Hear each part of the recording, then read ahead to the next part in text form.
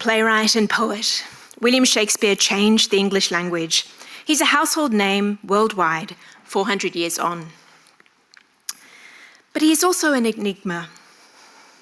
Few manuscripts survive in his hand, and his life is the subject of much speculation. Tonight, we're going to focus on London in the mid-1790s, when a young man and his father declared that they had found manuscripts in Shakespeare's hand, including a play called Vortigern. These became known as the Shakespeare Papers. Good evening, everyone. Welcome to the National Library of Australia and to this event, Fakespeare, the story of the Vortigern hoax.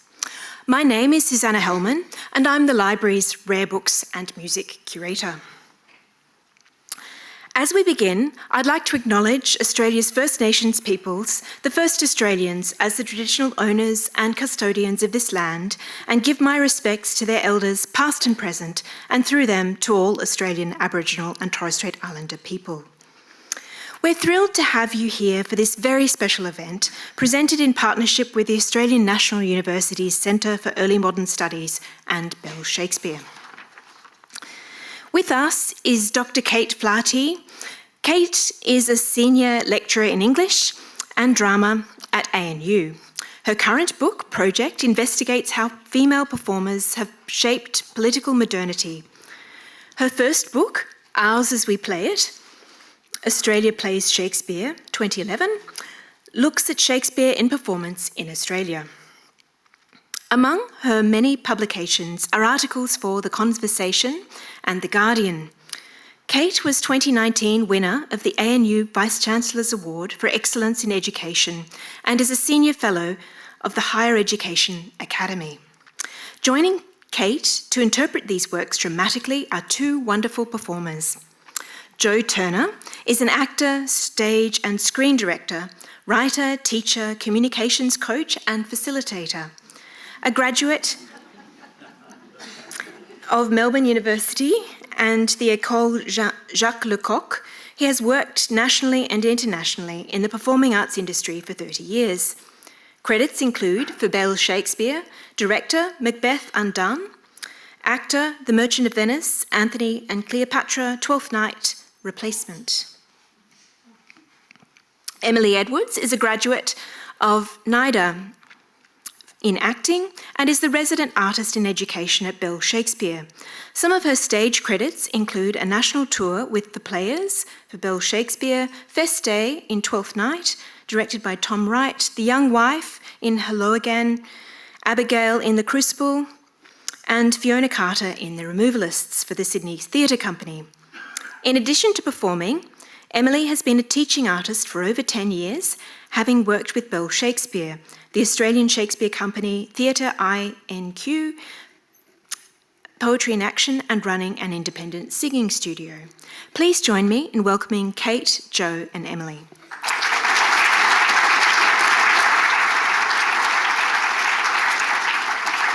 Over to Kate.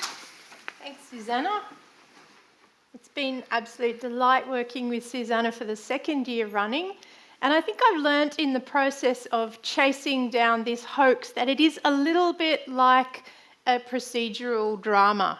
When you're chasing down a hoax, you need to do methodical examination of evidence, but you also need to work with hunches.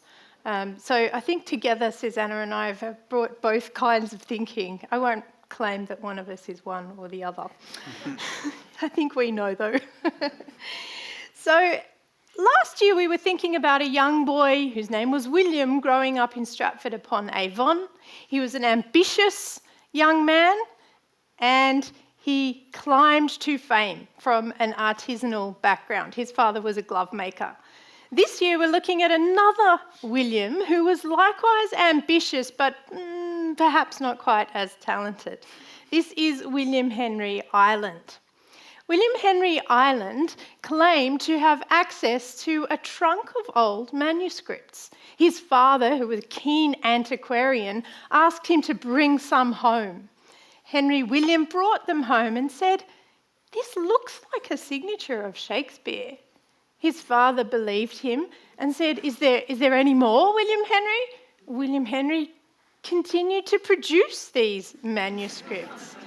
He found deeds, he found business correspondence between Shakespeare and his known collaborators. He found a profession of Protestant faith from Shakespeare. He found a letter to his wife, Anne Hathaway, and all sorts of things which we're going to pull out of the chest for you this evening.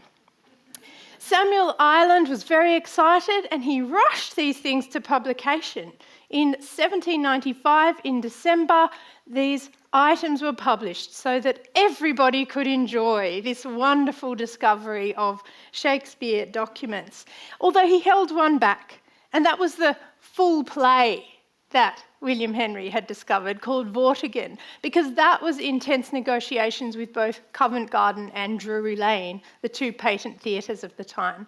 It was scheduled for performance on the 2nd of April, 1796. And things started to go wrong in the beginning part of that year. Unfortunately, the lead actress and star of the show, Sarah Siddons, pulled out. She was sick, apparently. John Philip Kemble, however, went forward. He was a strong critic of the play, but if he was going to do anything, he was going to use the stage to perform his criticism. Unfortunately, on the 1st of April, so the day before, a great mental muscle of Shakespeare studies, Edmund Malone, published a 400-word document taking down the entire Shakespeare papers. So the day before the opening night. You'd say this didn't really bode well.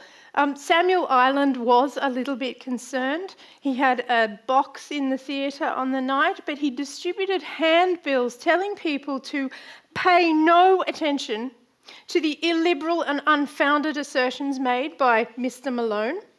And he pleaded with his audience that the play may be heard with that candour that has ever distinguished a British audience. If you know anything about the kind of theatre culture in this moment, you'll know that candour could be quite cruel. Anyway, Samuel Ireland, the father, had decided that a good prologue would be key to disposing the audience favourably towards this wonderful play. He hired the poet laureate, no less, Henry James Pye, to write it. And here we have a sample from Pye's prologue. The cause with learned investigation fraught, behold at length to this tribunal brought. No fraud your penetrating eyes can cheat. None here can Shakespeare's writing counterfeit. If in our scenes your eyes delighted find marks that denote the mighty master's mind, if at his words the tears of pity flow, your breasts with horror thrill, with rapture glow, if in your harrowed souls impressed you feel the stamp of nature's uncontested seal, demand no other proof, nor idly pore o'er mouldy manuscripts of ancient lore to see if every line display the genuine ink of famed Eliza's day, nor strive with curious industry to know how poets spelt 2 centuries ago. Nothing to see here, nothing to think too hard about, just go with your feelings is what this prologue seemed to say. And those little notes of don't worry about how people spelt back then or worry about looking at antique documents, that of course is what Edmund Malone had done. So it's a blow to Edmund Malone perhaps, but it's also crediting him in a sense. However, this prologue was not good enough for Samuel Ireland. He thought it left too much up to the judgment of the audience, and so he scrapped it and had another one written. So here, by James Bland Burgess, we have the prologue that was actually performed when the curtains went up on that fateful night, the 2nd of April, 1796. From deep oblivion snatched, this play appears. It claims respect, since Shakespeare's name it bears. That name the source of wonder and delight, to a fair hearing has at least a right. We ask no more, With you the judgment lies. No forgeries escape your piercing eyes. Unbiased then pronounce your dread decree, alike from prejudice and favour free. If the fierce ordeal past, you chance to find rich sterling ore, though rude and unrefined, stamp it your own. Assert your poet's fame and add fresh wreaths to Shakespeare's honoured name. So it seems to be inviting the audience to judge, but it's also saying this is how you need to judge. You need to see this as Shakespeare's work. Now, I can tell from your laughter that you feel a little as I do, a little bit cocky. In retrospect, we think, how could anyone have absolutely fallen for these nonsense impostures of the age? So, before we go any further, you're going to do a little experiment with us. This is called the Shakespeare or Not quiz. And you are going to be the judges of whether we are hearing Shakespeare or not. And our actors have done a wonderful job of committing to the things that are not Shakespeare. So, if it's Shakespeare, what will you do? Clap, cheer. Yes, I know you're much more polite than an 18th century audience. So here we go. What are you going to do if it's not Shakespeare? Oh, that's not bad. He's behind you. Yeah. Full-on pantomime straight away. I love that. I think it's very, very rehearsed, I'm sure. Okay. You could throw rotten vegetables. Well, you can throw them at Joe. Yeah, sure. I'm a little attached to I my have jacket. little pride left. It's Yes, fine. if you happen to have them lying around. Okay, you ready, actors? Off you get. I'm going to tell you what this fragment is. The actors are going to perform it, and you're going to either applaud or boo as you see fit. Is it Shakespeare or not Shakespeare? The first fragment. A character sees his beloved. But soft, what light through yonder window breaks? It is the east, and Juliet is the sun. It is Shakespeare. We gave you an easy one to start with. Okay, next, a character welcomes the morning. The grey-eyed morn smiles on the frowning night, checkering the eastern clouds with streaks of light. Interesting. Half and half. That's actually from Romeo and Juliet. Wow. It's So not you've got so 1 point. easy. And you've lost 1 point. You're at about 0. Okay. So now we move to the other end of the day. Night is coming on. A boy and a girl run away together. Oh, tarry not, for we must hence away. What hour is't? Near 5 of the clock, yon brilliant mass of fire the golden sun hath just saluted with a blushing kiss that partner of his bed, the vasty sea. Yeah, I agree. I say Yeah, boo. it's pretty obvious. The vasty sea. Part of the challenge is me not laughing and us not laughing. Okay, that's a point to you. That is not Shakespeare. That is indeed Vortigern. Okay, here we have a scene where supporters urge their candidate to accept the throne. Then, good, my lord, take to your royal self this proffered benefit of dignity, if not to bless us and the land withal, yet to draw forth your noble ancestry from the corruption of abusing times unto a lineal, true derived course. Do good, my lord. Your citizens entreat you. Refuse not, mighty lord, this proffered love. Oh, make them joyful. Grant them their suit. Alas, why would you heap this care on me? I am unfit for state and majesty. I do beseech you, take it not amiss. I cannot, nor I will not yield to you. Okay. I think you're doing well enough. I'm going to ask you now what play. What play? One of the kings. One of the There's a few kings. of those. The king. Okay. Was he a nice king or a nasty king? You're not allowed. My family's not allowed. Which king? No. Richard. Richard III. Richard Yes. III. Well Correct. done. Okay, now we're getting serious. We have a character contemplating violence they are about to commit. Thus conscience does make cowards of us all. And thus the native hue of resolution is sicklied o'er with this pale cast of thought. And enterprises of great pitch and moment with this regard their currents turn awry and lose the name of action. What play? What play? Hamlet. Hamlet. Thank you.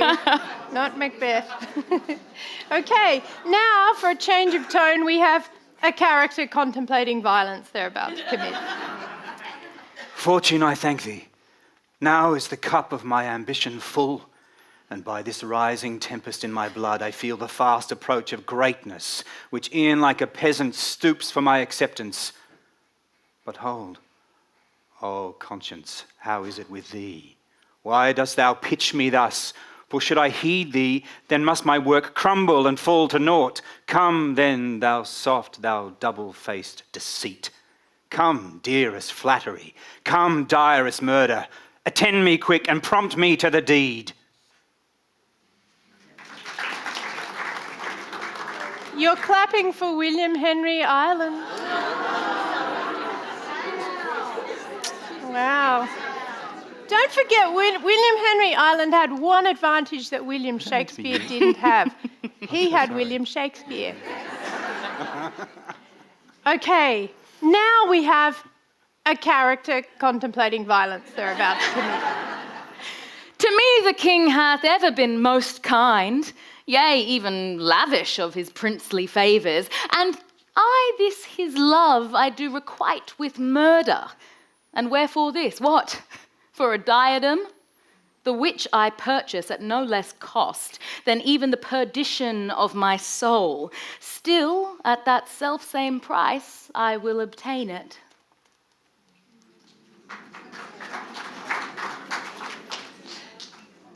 Oh, I love this feeling, this dissent in the ranks. You need to express yourself strongly, one way or the other. Go. Oh, okay, the boos have it. That is again William Henry Ireland. Okay, now we have, for a genuine change, a grieving mother. You hold... Talks to me that never had a son. You are as fond of grief as of your child. Grief fills up the room of my absent child. Lies in his bed, walks up and down with me, puts on his pretty looks, repeats his words, remembers me of all his gracious parts, stuffs out his garments with his form. Then have I a reason to be fond of grief. Fare you well. Had I such a loss as I could give better comforts than you do. Yes, yes. Good job, but which play? Oh, does anyone know? King John. This is Queen Constance. But the idea is that you now want to see King John, you want to read King John. Excellent. Mission accomplished. We'll go to number 10 actors. A character, is that okay? A character chatting with a fool who plays a small drum called a tabor. Save thee, friend, and thy music. Dost thou live by thy tabor? No, sir. I live by the church. Oh, art thou a churchman? No such matter, sir. I do live by the church, for I do live at my house. And my house doth stand by the church.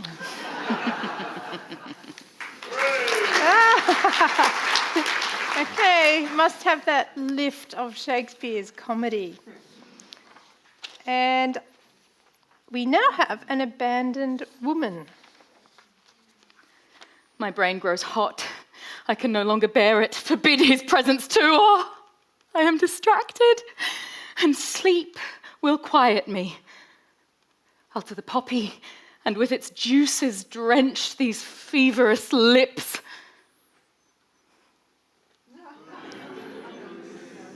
It's so harsh, isn't it? You are booing the playwright, right? Not the actor.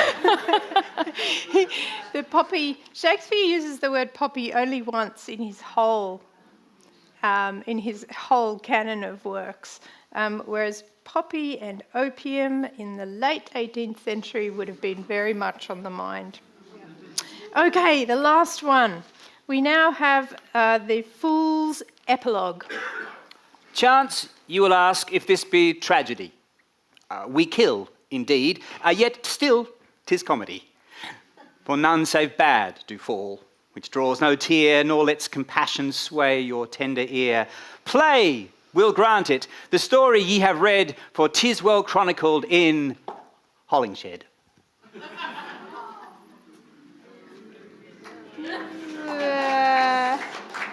There's a bit of confusion in the ranks, I think. Did Shakespeare draw on Holinshed? That's the confusing thing. Yes, he did. But did he ever rhyme Holinshed in such a lame way? No, this is not Shakespeare. So, one of the delightful things about a hoax, as I see it, is that it opens up a cross-section on society that reveals its inner workings. It reveals what people want to believe is the case. And a hoax that actually has a big night at the theatre is, to me, even better, because it concentrates that effect in one time and one place. We can reconstruct this night at the theatre, though, because we have many published books that surrounded this hoax. It kind of happens in two parts. We have the books that were published before that night at the theatre, and then we have the books that were published afterwards.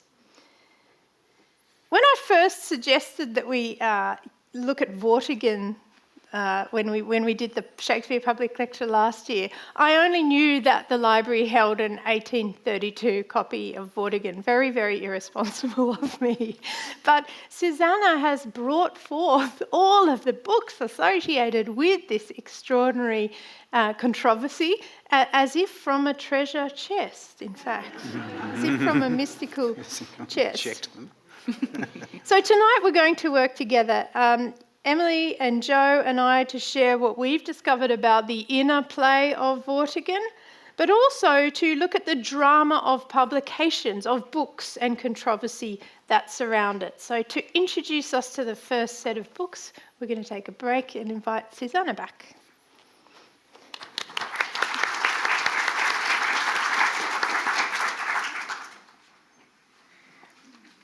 Thank you very much, Kate.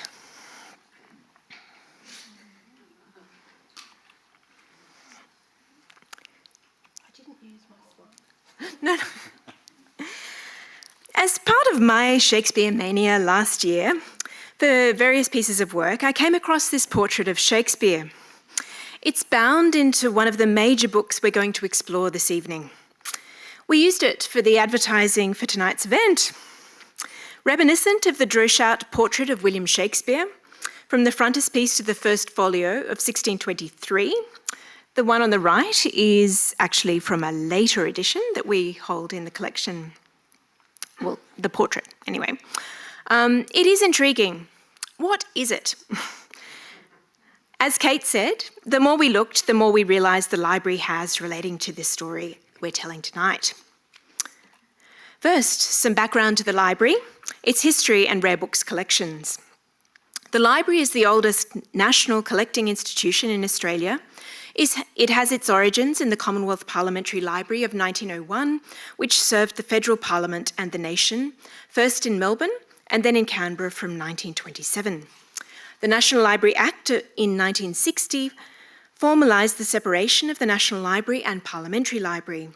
From August 1968, the library has been in its current purpose-built building. This is a photo from 20 years ago. The National Library of Australia is Australia's largest library, with physical collections of 273 shelf kilometres, and digital collections of 2.96 petabytes. The rare books collections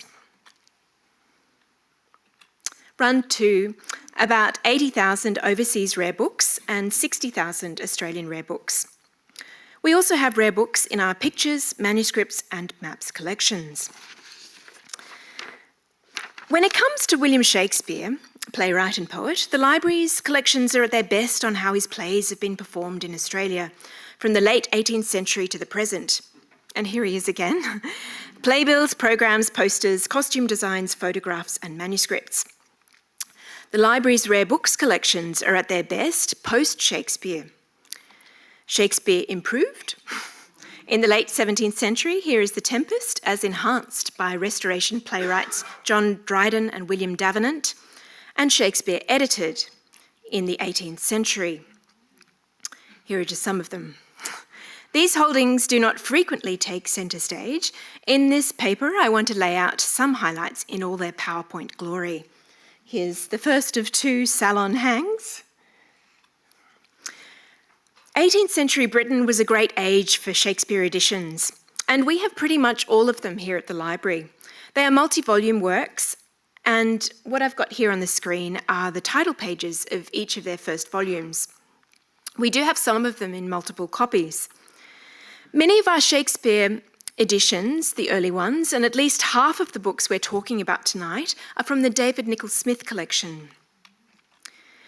Nicholls-Smith was a Scottish-born scholar who spent most of his life and career in Oxford, ending his career as Merton Professor of English. In 1950 to 51, he was Professor of English at Adelaide University. His collection of just over 10,000 books, pamphlets and periodicals was purchased by the library in 1962 from his widow. About half of his books date before 1820, the greatest number being English literature. It's in this collection that we have early, if not first editions of Shakespeare's friend Ben Jonson, John Dryden, Jonathan Swift, Dr. Johnson, Samuel Johnson, William Wordsworth and Lord Byron. Nicholls-Smith was particularly interested in many of the figures we're talking about tonight, particularly Shakespeare and Edmund Malone. Up on the screen are some of the key dates in our story. We're looking at a span of about 40 years with a focus on the mid-1790s. Tonight, I'm speaking about what we have at the library, some of the major printed works, what they are, what they do, and anything interesting about our copies. In some cases, we have multiple copies of the same title, which provides an interesting contrast.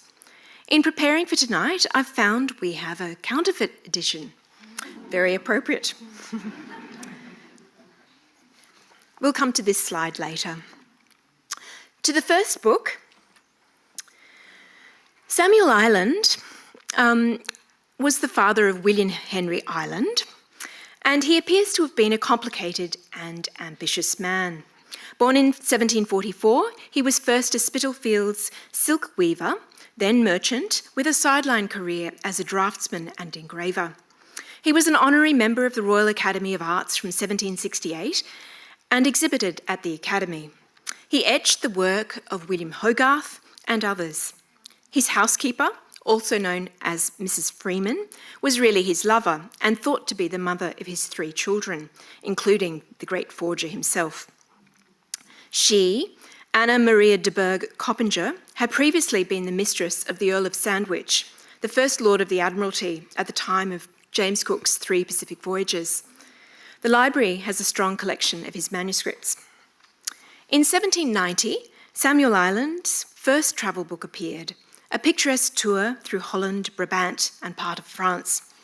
The book we're looking at tonight was the second in the series, the result of a tour to Warwickshire, including Stratford, the birthplace of Shakespeare.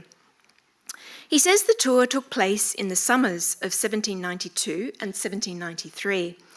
We know that he travelled with his son, William Henry. Samuel was both a collector of books and historical curiosities. The sale of his collection by Lee, Sotheby and Son in 1801 makes amazing reading. His collection included a crimson purse given by Henry VIII to Anne Boleyn, white leather gloves embroidered with gold and coloured silks given to Elizabeth I by Mary Queen of Scots. This book is quite beautiful. It's a splendid production. Most of its engravings, as plates or within the text, are actually by Samuel himself, though the frontispiece is by Edward Francis Burney, the cousin of the novelist Fanny Burney, who you can buy in all good bookshops.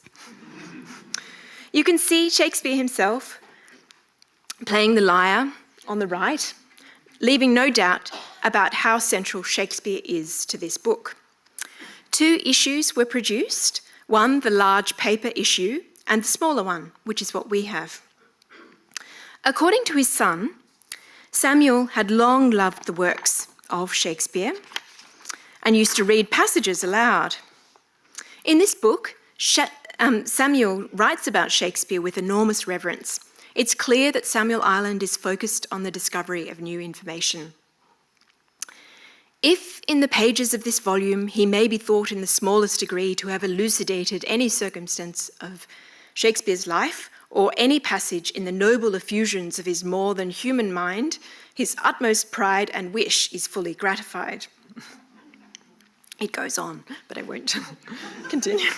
Shortly after this, he announces the discovery of the manuscripts that we're talking about. It is enough to add that he has the means, and it is his intention, so soon as opportunity shall serve, to lay before the public a variety of authentic and important documents respecting the private and public life of this wonderful man, one of the most affecting and admired tragedies written with his own hand, and differing in various particulars of much curiosity and interest from any edition of that work now extant, and at a future day to present a picture of that mind which no one has yet ever presumed to copy, an entire drama, yet unknown to the world in his own handwriting. This general information on a subject that, it is presumed, cannot but prove acceptable to every reader of taste and refinement, the author feels it is a duty here to disclose, as it is nearly collected with the intention of the present undertaking, a history of that river, the Avon, on whose banks nature has in a happy and propitious hour teamed forth her proudest work. He's talking about Shakespeare. We have Shakespeare's birthplace, Shakespeare's house on the left, Shakespeare's chair, Shakespeare's kitchen, on which he wrote, "The kitchen of this house has an appearance sufficiently interesting to command a place in this work, abstracted from its claim to notice as a relative to the bard." The church where he is buried, and Anne Hathaway's house. Manuscripts began to appear, more and more. They were displayed. In answer to his announcement of the discoveries in this book by William Henry Ireland, who you see on the screen, there was this.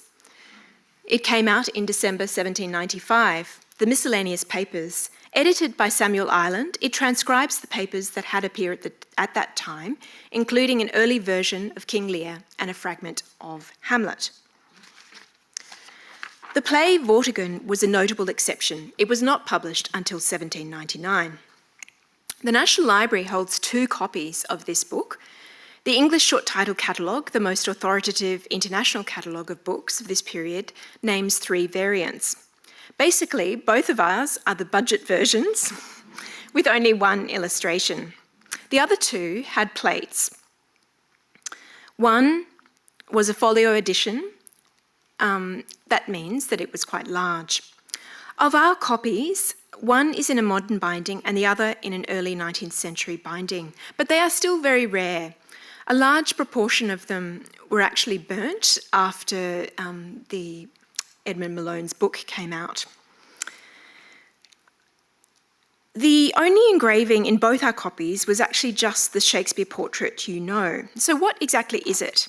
It's an etching by Samuel Ireland, the great engraver, after a pen and ink drawing that William Henry discovered. William Henry was not as accomplished as his father at drawing, and when his father balked at the drawing, William Henry produced a letter which seemed to give it context. It was actually a letter from William Shakespeare, reading, "Worthy friend, having always accounted thee a pleasant and witty person, and whose company I do much esteem, I have sent thee enclosed a whimsical conceit," talking about this, "which I do suppose thou wilt easily discover, but shouldst thou not, why then I shall set thee on mine table of loggerheads. Your true friend, William Shakespeare." So this apparently satisfied Samuel. This is its reverse. The book was sensational news, but it was not long before it was torn apart. As Kate will speak about, Edmund Malone methodically critiqued the manuscripts. He was well placed to do that. Shakespeare was a great passion. His edition of Shakespeare's works had come out in 1790. He was a collector himself and had access to many of the great collections, which he used to take down this matter. We have 2 copies of Malone's Inquiry, which was produced in 2 variants. Both of ours are actually the same variant.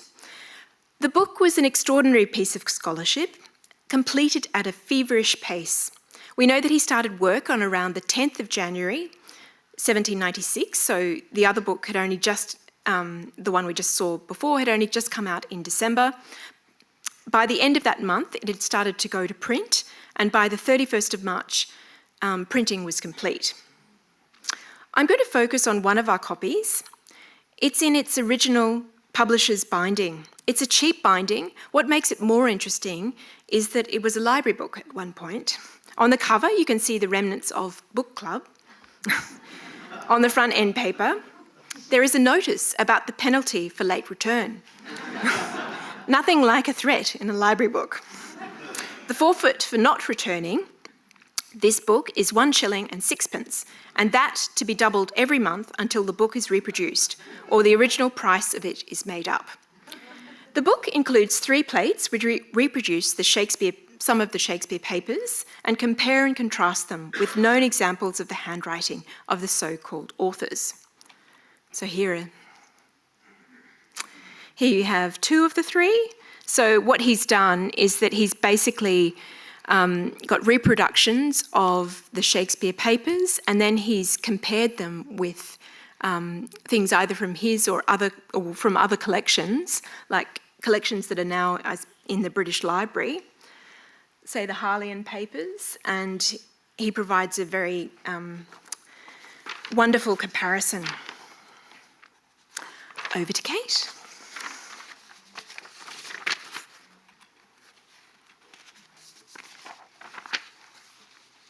That was a letter from Queen Elizabeth. Yeah, supposedly. So in the books that Susanna has introduced, we have what I'm going to call the setup for the play around the play, if you like.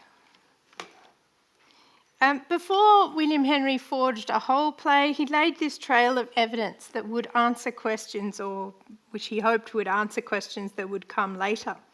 But one of the things that puzzled William Henry, according to his own account, and continues to puzzle us today, is how did he get so far?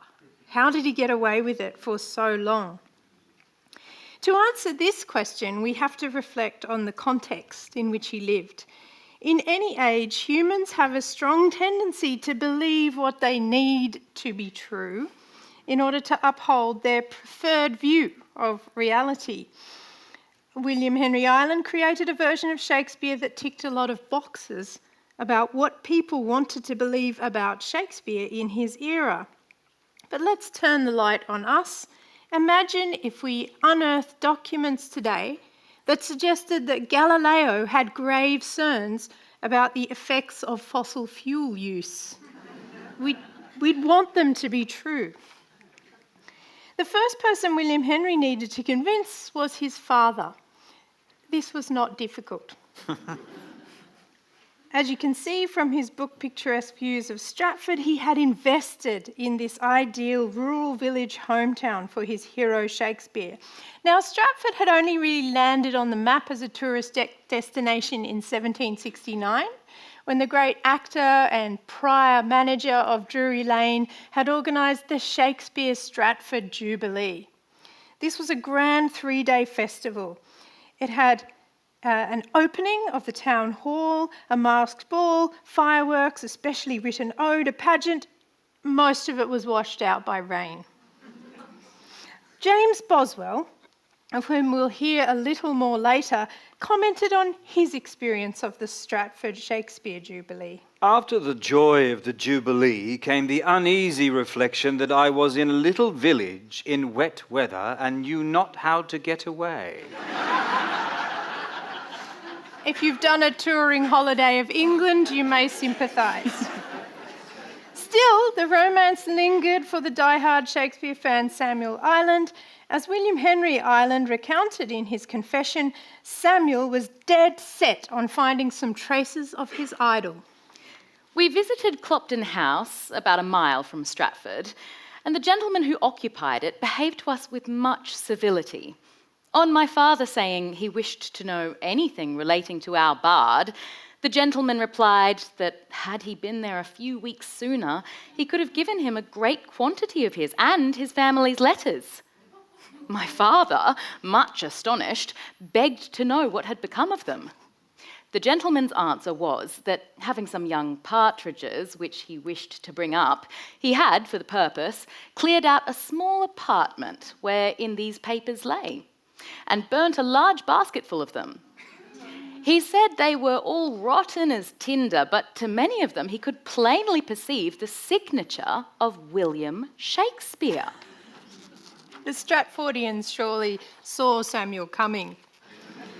He may come across as a lovable duffer here, but in his son's account he played his part in the active and belligerent promotion of the Shakespeare papers. We see this in his publication in 1795 December of the papers, unsurprisingly at 4 guineas. Now, I've looked this up. This is equivalent purchasing power of £600 today. It didn't sell very well. But Samuel began to monetise the whole program in diverse ways straight away. From the supposed lock of Shakespeare's hair attached to the poem to Anne Hathaway, he took individual hairs and turned them into rings, which he then sold. He also set up a kind of Shakespeare exhibition at his house in Norfolk Street, and he invited people to come at the equivalent of about £300 today per visit. If Samuel was in fact deceived, it was his own greed that made him vulnerable. William Henry's immediate home environment was obviously very conducive to his pranks then, but the wider society was also, and it was perfectly ready to be taken in. In the 18th century, Shakespeare began to edge ahead of his peers, singled out as the supposed greatness of being Britain's national poet. Shakespearean tragedy was pretty much, I think that's not the slide that I'm looking for. Where are they? Our actors. Actors wanted to play Shakespeare, and Shakespearean tragedy was pretty much the only tragedy you could see on the stages of Covent Garden and Drury Lane. Here we have some characters who you'll be hearing about more later. We have John Philip Kemble. We have Sarah Siddons, his sister, perhaps a little more talented, perhaps a little less dominant. And we also have the wonderful Dorothy Jordan, who was the star of comedic acting in her era, as Sarah Siddons was a star of tragedy and made her name playing Lady Macbeth. So, as Susanna has pointed out, there were also many Shakespeare editions published in this era. 2 wonderful slides full. Notable, of course, is Edmund Malone's edition, because he'll be popping up again. So with all this passion for the literary past came an enthusiasm for old manuscripts. An appetite for literary antiquities then fostered forgery. William Henry Ireland was not the first fake of his era. Previous to him, there was James Macpherson's 1760s publication of the poems of the ancient Scottish bard Ossian. They caused controversy for decades. There was also the young poet Thomas Chatterton, who had taken in many with his discovery of the poems of a medieval poet called Rowley in the 1760s as well. In both cases, though, the forgers were characterised by exquisite skill, refined through practice, and with deep obsession for the lost worlds that they sought to recreate. Poor Chatterton died of a laudanum overdose, and he was turned into a kind of hero by the poets of the following century, like Wordsworth. But William Henry, having read a novel about Chatterton, was also a bit of a fan. He had this to say about Chatterton in his Confessions. The fate of Chatterton so strongly interested me that I used frequently to envy his fate and desire nothing so ardently as the termination of my existence in a similar cause. So he's aspiring to a strange kind of career future, we might suggest. We wouldn't take his word on anything, but we can assume that he's saying something quite truthful here. So to recapitulate, a snapshot of the context reveals that the 1790s provided many necessary ingredients for William Henry's success. He has a credulous bardolatra for a father, an age in which Shakespeare's share value is rising, and a culture in which great men of letters are hungry for authentic literary relics. This combines with William Henry's own strange inner drive to deceive. Whether to please his father, to annoy his father, it's hard to say. The 18th century was the era that saw Shakespeare lifted high above his contemporaries as the national poet. But what was known about Shakespeare's life revealed some rough edges. The idea of Shakespeare was becoming sacred, but his plays weren't.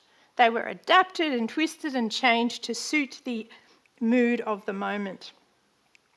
This meant cutting out a lot of the bawdy jokes and wrapping up the tragedies with comedy. Vortigern has no bawdy jokes, and it's a tragedy that ends with a comedy, just saying. One of the most interesting things the Shakespeare Papers shows is how William Henry frames his intentions to reproduce popular beliefs about Shakespeare and tidy up the things that his era didn't like. And here's two lovely examples. His profession of faith, that is Shakespeare's supposedly profession of faith, and his love letter to Anne Hathaway. So, let's begin with the issue of Shakespeare's faith. Let's turn to the play first. Another play for your attention is called Henry VIII, All is True. It was co-written with John Fletcher. You need to ask for it to be produced. In this co-written play, Shakespeare portrays Catherine of Aragon as loyal, articulate and intelligent, where Henry, in his break from the Church of Rome, is childish, rash, cowardly and self-serving. Anxiety about Shakespeare's possible Catholic sympathies was heightened in this period by a discovery of a spiritual testament found between the rafters and the tiles of the home that belonged to the Shakespeares in Stratford. Ask me questions about that later if you want, but it did cause some anxiety. It seemed to suggest that Shakespeare's father John had lived an outwardly Protestant life but remained Catholic in his private convictions. This was a source of great anxiety, and William Henry played right into it. Having seen Shakespeare's father's profession of faith, I thought I would attempt to form one for the son. And as I heard him much censured for the invocation to the saints and the superstitious manner in which it was composed, I resolved on writing the son's perfectly simple, wishing thereby to prove Shakespeare a Protestant, that often having been a matter of doubt. William Henry's version was not perfectly simple by any means. He did seek to differentiate the father from the son in terms of faith. He spent 40 lines avoiding any reference to purgatory or saints, shedding lots of tears and creating this very bizarre image. Are you ready? It's a prayer. Oh, cherish us like the sweet chicken that under the covert of her spreading wing receives her little brood and hovering o'er them keeps them harmless and in safety. You might know the source of that image. In his inquiry, Edmund Malone criticises the absurd orthography, that is, spelling, of this mystical rhapsody, and he points out that the image is somewhat distorted from its appearance in the Bible or Holy Writ. This passage has evidently been formed on Holy Writ, where the kindness and pity of our merciful Creator are represented under the familiar image of a hen, protecting her little brood under her wings. Whence the absurd introduction of a chicken, which is hereby courtesy to pass for the mother bird to perform this parental office. Edmund Malone is enjoying himself too much. Hope you're enjoying yourself too, Joe. Another highlight of the Shakespeare papers is Shakespeare's supposed letter and love poem to Anna Hathaway. What do we really know about Shakespeare's conduct towards his wife? Well, disappointingly little. We know that in his will he left her his great audience, his second best bed. Now, this point has been pushed one way or another, trying to establish the ground zero of their relationship. Working in London, he would have left her in Stratford for long periods. His sonnets point to erotic entanglements with a male youth and a famous dark lady, who, no matter what your take is on her identity, is not Anne Hathaway. The plays are shaky evidence for biographical speculation, but they are full of articulate, abandoned women, like Catherine of Aragon, and men who are scorched with regret, such as Leontes in The Winter's Tale. Once again, we have only a fragmentary picture of Shakespeare's personality. William Henry to the rescue. Let's listen to his letter, which was accompanied by a lock of Shakespeare's hair. Dearest Anna, as thou hast always found me true to my word, most true, so thou shalt see I have strictly kept my promise.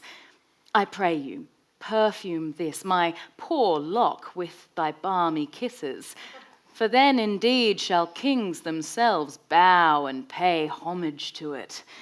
I do assure thee, no rude hand hath knotted it. Thy Willies alone hath done the work. Oh, Anna, do I love and do I cherish thee in my heart, for thou art as tall as a cedar, stretching forth thy branches and succouring the smaller plants from the nipping winter. Thanks, Emily. That's horrible. It is horrible. It gets better. It gets even better. Among the papers is a wonderful poem from William Shakespeare to his beloved Anne Hathaway. A rare glimpse, surely, into the heart of this great poet. Are you ready, Emily? I think so. Okay. Is there in heaven aught more rare than thou, sweet nymph of Avon fair?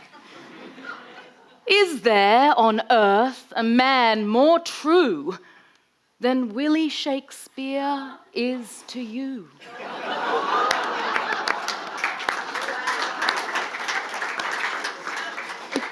We weren't sure here. There are 4 more stanzas. Do you want them? Joe said you would want them. Okay, can we have up hands for want them? Oh my, okay. This is your own question and answer time that you're using. So, Emily, the spelling is, as you'd expect, bizarre. Okay. And you've got to watch out for those FS's. Oh, those tricky FS's. Okay. It's all over the place. We'll do 1 or 2 more. Okay. We'll see how hungry you are for this. Though fickle fortune prove unkind, still doth she hear wealth behind, and near the heart can form anew, nor make thy Willie's love untrue. Though age with withered hand doth strike, and form most fey the face doth begrite, still doth she leave untouched and true thy Willie's love and friendship too. That's enough. I think that's a good place to enough. leave it. Thank you.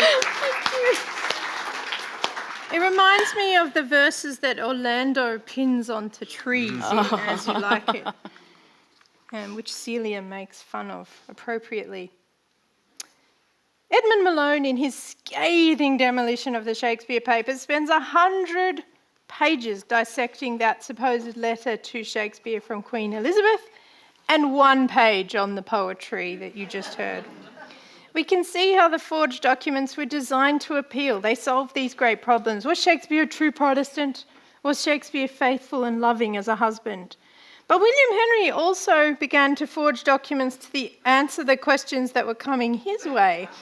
One that loomed dangerously was why his unknown gentleman friend, the mysterious Mr. H, would willingly hand over such a valuable trove of authentic documents.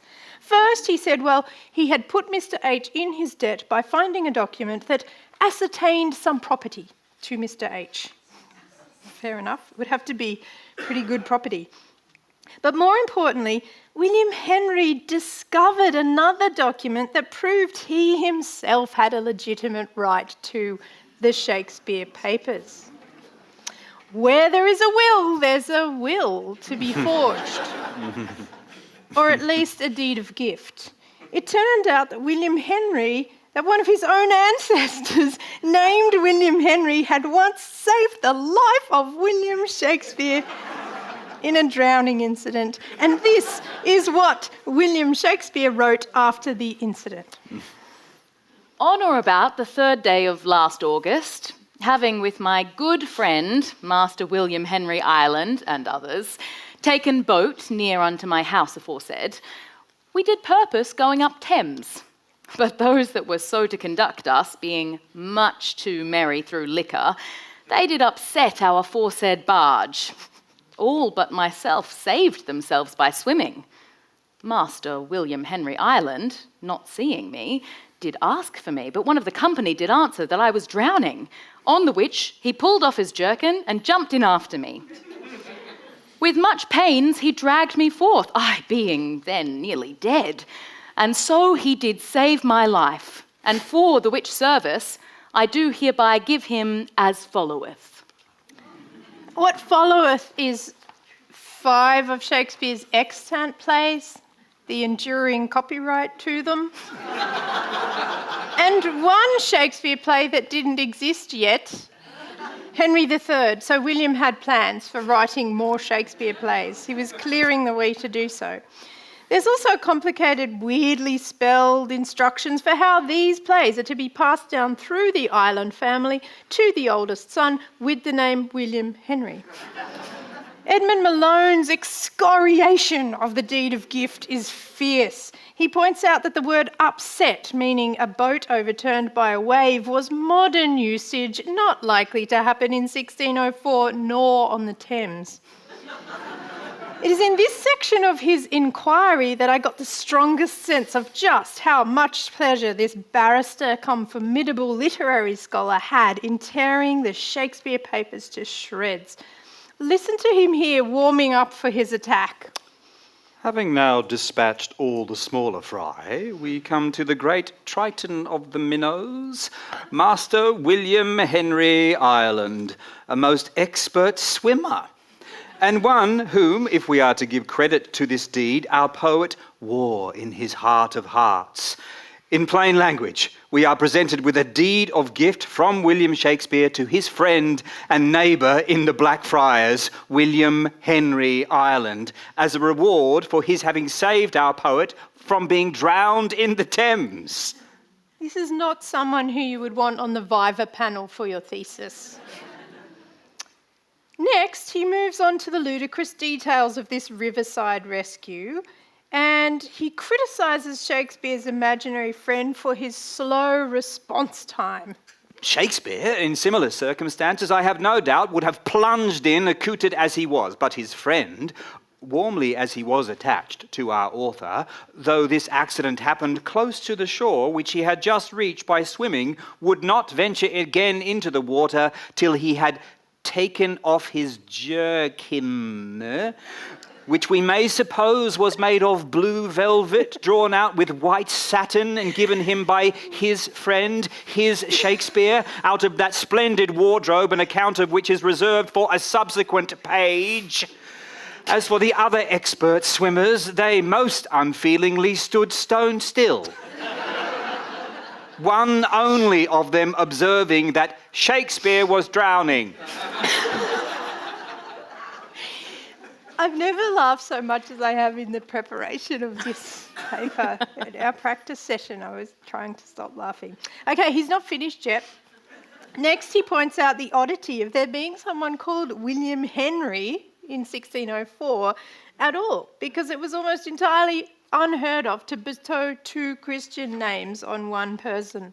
Even the House of Peers during this whole period, nay, the heirs apparent of the crown, Henry and Charles, could boast of no such distinction. It was reserved alone for this worthy haberdasher of Blackfriars, the Jerkin de Nautilus of the Thames, the preserver of Shakespeare's life, the renowned and never to be forgotten Mr. William Henry Ireland. Unbelievable. Okay, so as I mentioned before, these documents with their cleverly contrived, authentic-looking seals, old ink, worn pages were available on display at the Ireland's home in 8 Norfolk Street, just off the Strand. A veritable Shakespeare installation at a price of £300. We need to remember that Malone's Grand Demolition, though, was not published until the day before the premiere of Vortigern. By then, the tide, or rather the tsunami called Malone, was rolling in. But in the 18 months before that, many viewers of the treasures were quite differently disposed. One such was James Boswell, a highly respected biographer of Samuel Johnson. Samuel Ireland writes in his diary that after examining the papers, Boswell fell to his knees and cried out, Oh, how happy I am to have lived to the present day of discovery of this glorious treasure. I now shall die in peace. Thank you, Joe. You're so welcome. William Henry says in his confession that Boswell then kissed the papers and asked for a glass of brandy. We do have to remember that the only account we have of this is provided by Samuel Ireland. But it's a moment of drama that's gone down in history as an emblem for this party who called themselves the Believers and who stuck by Samuel Ireland in thick and thin. They actually provided apologies to rebut Malone's inquiry. Another person who visited the installation was journalist James Bowden, an interesting figure. He tells of his first encounter with the Shakespeare papers. I remember that I beheld the papers with the tremor of the purest delight, touched the invaluable relics with reverential respect, and deemed existence dearer, as it gave me so refined a satisfaction. Oh. However, Bowden did something very remarkable even for our day. He examined the evidence closely. He weighed up both sides of the argument and he changed his mind. After Samuel Ireland had published the papers in December of 1795, Bowden tackled Ireland's explanation of the preface in fierce detail. And we're just going to go down to Bowden's 20 years later resentment of the hoax that was played on him. Okay. Got that? So like many converts, Bowden's resentment, once he was disillusioned, was fierce and lasting. William Henry recounts an interaction with Bowden 2 decades later in which Bowden exclaimed, "You must be aware, sir, of the enormous crime you have committed against the divinity of Shakespeare.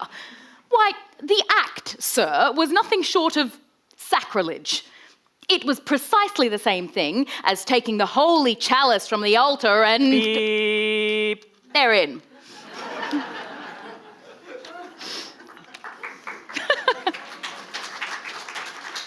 Other forms of formal criticism, that was fairly informal, I guess, formal criticism were published in the period between the publication of the papers and the staging of Vortigern. One letter to the Gentleman's Magazine expresses amazement at the way the orthography, that is the spelling, is bloated throughout by supernumerary letters, how almost every word is indiscriminately clogged with double consonants huddled together. Another sharp observer for the British Critic wonders at the volume of the findings. The miraculous box or trunk, which after having produced letters, deeds, drawings, printed books, manuscript plays, and such a farrago of things as never box contained before, still teems with discoveries in a way that overthrows all powers of belief. Would you imagine, reader, that in a year and a half or 2 years, the contents of one trunk could not be ascertained?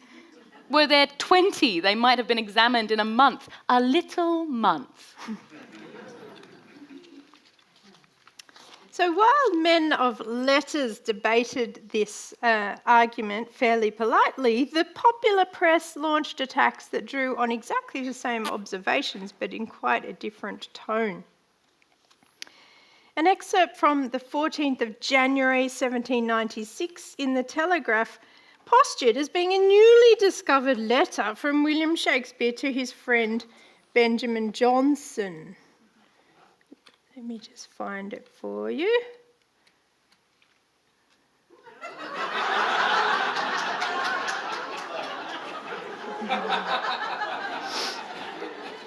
Geoffrey Kahn also cites an example from the Morning Herald on the 19th of February announcing the discovery of Shakespeare's cookbook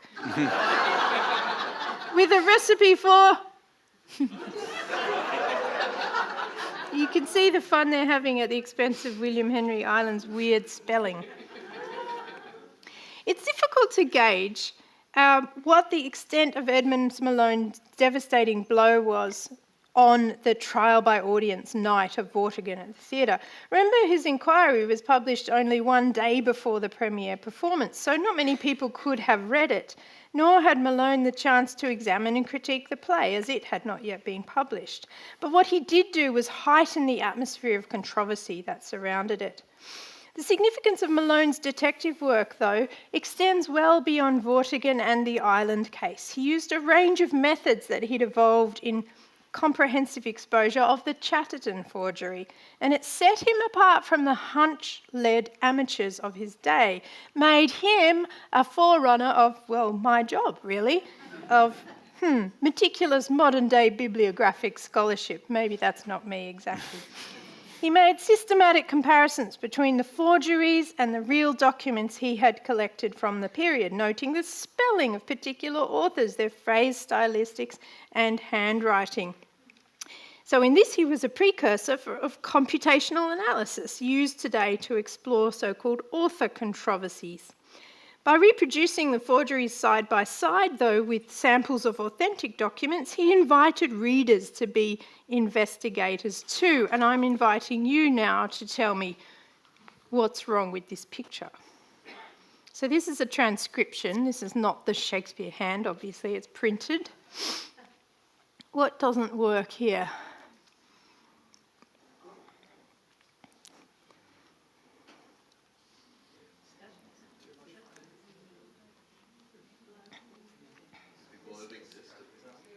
Great. Who said that? Yes, 1589, the globe did not exist, which Malone pointed out, and many other similar historical inaccuracies. The glee and sarcasm of Malone's inquiry had the feeling of someone going after a fly with a nuclear warhead. But it is quite obvious that the exercise of this methodology was important in and of itself. And in this we can see how cases of forgery seem to provide an adrenaline shot to the advance of methods in literary historical research. Over to you, Susanna.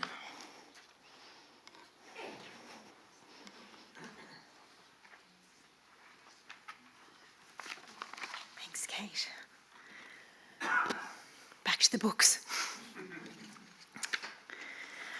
Here's our timeline.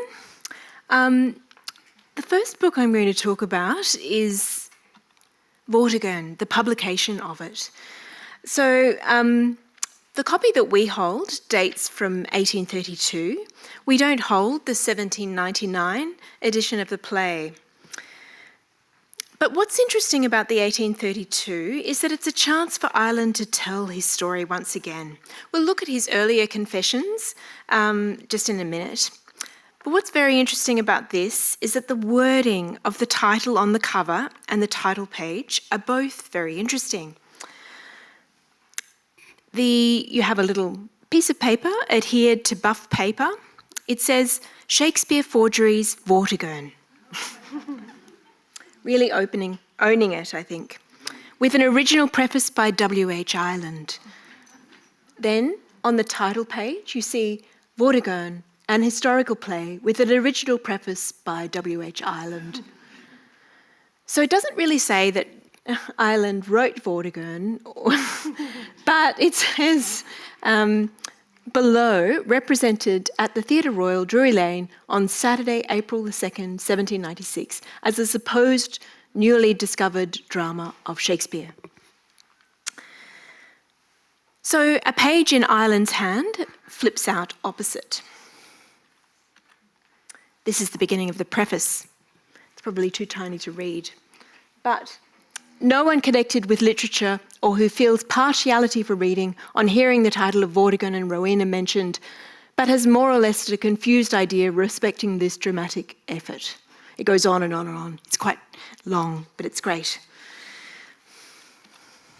I'm going to move back to the 16th century with Holinshed, who you met earlier.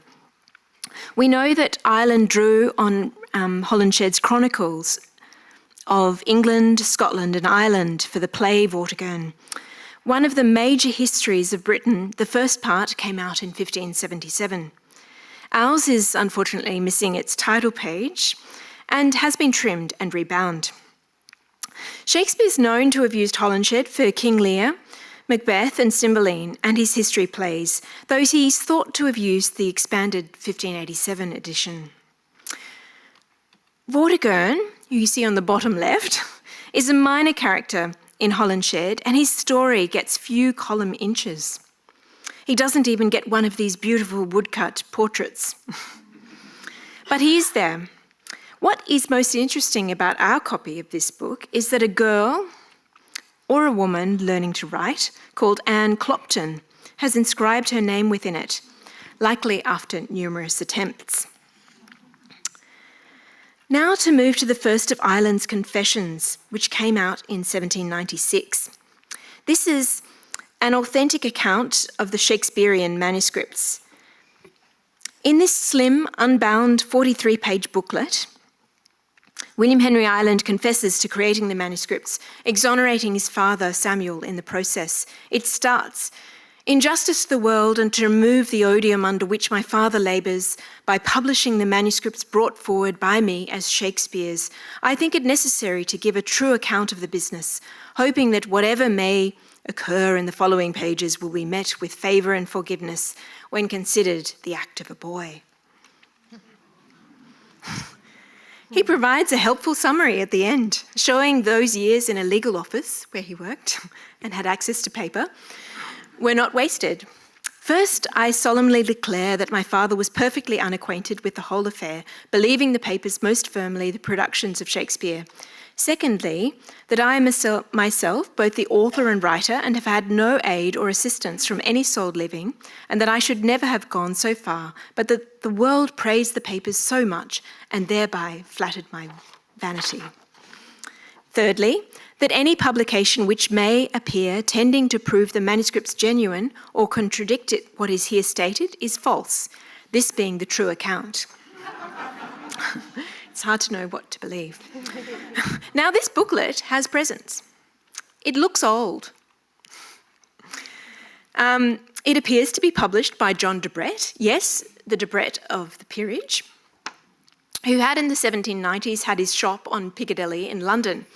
In the early 1790s, he'd published the first major book on Australian animals, John White's book, and had specimens on display in his window of Australian birds. Ireland said that 500 copies of this booklet were printed. In looking at it more closely, it's clear that this has all the hallmarks of the counterfeit edition of 1804, which Ireland is thought to have printed by J. Barker, who printed Vortigern in 1799. Ireland, William Henry, complained how hard his 1796 edition was to find. For one, this one has a watermark of 1804 showing that the paper was made that year, and there are numerous typographical errors that have been corrected for this edition. In the early 20th century, a Shakespeare enthusiast said that only 50 copies were actually printed of this counterfeit edition. Worldwide catalogues show that this copy is not as common as the 1796. Then to Ireland's Confessions of 1805, he had another go at telling his side of the story. Ours is actually the 1874 reprint. Here are some helpful comparisons of Shakespeare's autograph. So this ends my overview of our holdings. We do have more, but we'd be here all night. Thank you. Great. Thank you, Susanna. Now, the play's the thing. Let's turn our attention to the drama at the centre of it all, Vortigern. My first impressions, I set myself the test of reading it before I read any of the criticism. Would I pick up that it is not written by Shakespeare? Things I noticed immediately. William Henry Ireland had the hang of blank verse, that is that iambic pentameter, but there were very few clever interruptions to it, so much less invention in his use of verse. It reads like a best hits of Shakespeare, which none of Shakespeare's plays do, funnily enough. It's uneven in that characters are at the centre of the drama, get detailed treatment, and you applauded some of the best passages in the play.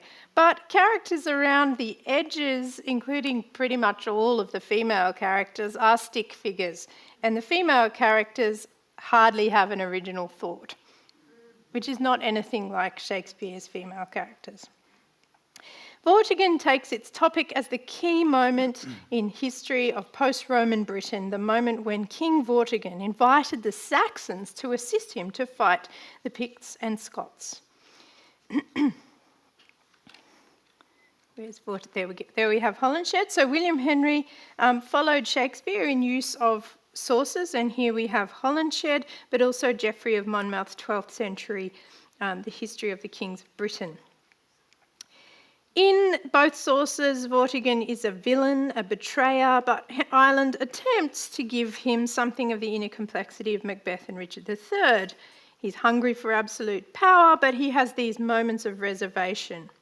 At the beginning of the play, Constantius, who is the king, offers to share the crown with his valued advisor Vortigern. Outwardly, Vortigern accepts, but privately he plans to kill the king. What? Jointly wear the crown? No, I will all, and my purpose may soon find its end. This, my good king, must I unmannily push from his seat and fill myself the chair. The murder accomplished, like Macbeth, Vortigern fakes shock and grief at the death of the king and blames it on the usual suspects, the Scots.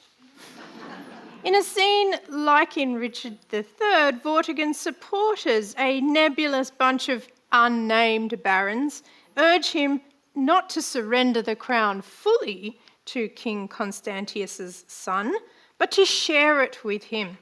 Vortigern makes a pretense of calling Aurelius, that's the prince, and his brother Uta back from Rome in order to co-crown Aurelius, but he secretly plans to kill them too. In this fraught atmosphere, we meet Queen Edmunda, wife of Vortigern. She is grieving his emotional abandonment of her, which she blames on his thirst for power. her grief is something after the pattern of Portia, the wife of Brutus in Julius Caesar. Like Edmunda, her 4 children are disturbed by the goings-on in the kingdom. Flavia, the daughter, is engaged to Prince Aurelius, but Vortigern decides to offer her to the chief of this nebulous group of barons, and the chief doesn't have a name either. She and her brother Percentius agree to run away. They decide to take the court fool with them, as in a comedy, as you like it. The fool, though, is disaffected too, so he's a heady mix of Touchstone, King Lear and Falstaff.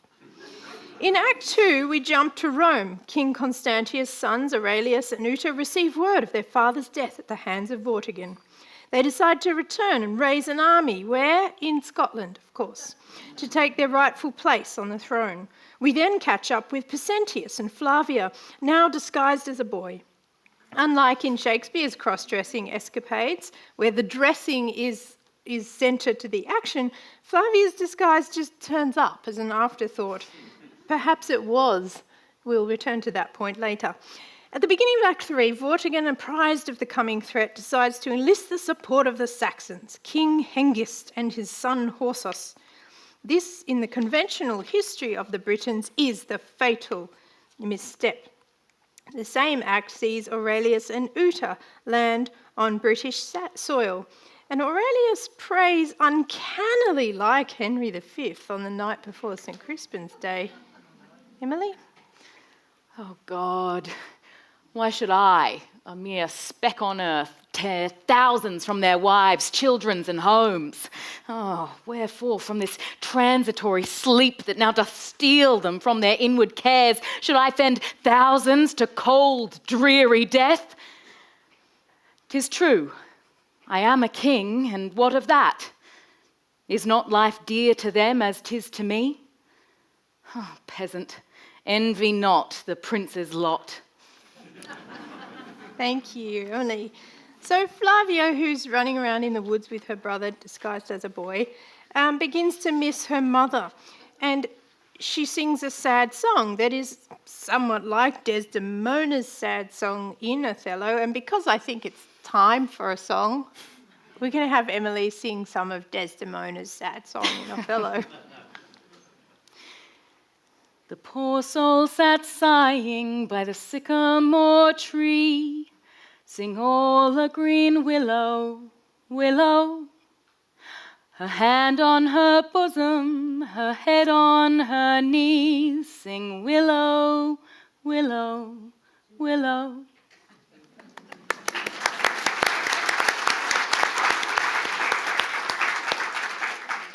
Now, in his confession, William Henry says that he added this song for Mrs. Jordan to sing, Dorothy Jordan. Let's hear how he says that. I should here acquaint the reader, in order to account for the statement above, that ditty was expressly composed for Mrs. Jordan, that every leading character introduced in the Vortigern was positively written for some certain performer. So evidently young William Henry was quite chummy with the leading comic actress of the day, Dorothy Jordan, who played Flavia. Now, if you're interested in Dorothy Jordan, and you should be, please read Claire Tomlin's wonderful biography called Mrs. Jordan's Profession. She was the mistress of the Duke Clarence, who eventually became William IV, and unceremoniously dumped her and left her to die in poverty. She viewed the Shakespeare papers quite positively. She and the Duke visited the exhibition. I'm sure they didn't have to pay, and were strongly enthusiastic. Well, one good turn deserves another, so William Henry wrote her an extra sad song and threw it in, along with the boy disguise. It was for the same reason, he says, that I caused Mrs. Jordan to assume the male attire, as she was so universally allowed to become the male costume. You only have to think about what the male costume would be in those days to see how Mrs. Jordan would be highly appreciated in it. On the night of the performance, William Henry seemed too afraid to be in the audience, and he hovered backstage with Mrs. Jordan, receiving encouraging feedback as the play went on. What a picture. She's acting, right, and coming back and saying, "It's going well, William." She's an amazing multitasker. She had 10 children. Back to the action though. After her bonus sad song, Flavia and Placentius bump into an unnamed captain of Aurelius's forces and are taken to the safety of the encampment. Meanwhile, back at Vortigern's palace, the disappearance of her 2 children tips lonely Queen Edmunda over the edge. You might like to compare this to any mad scene you can recall in Shakespeare's plays. Madam, I fear your reason wanders. I understand thee. It has flown. My poor brain, alas, is sore distempered. Sweet, come from yon branch. Here's food for thee. My pretty birds, come back. I will not harm ye. My bosom is your little nest and is warm, and is as soft, aye, and full of comfort too. Nay, stop, it is too warm. Come not, 'twill burn ye.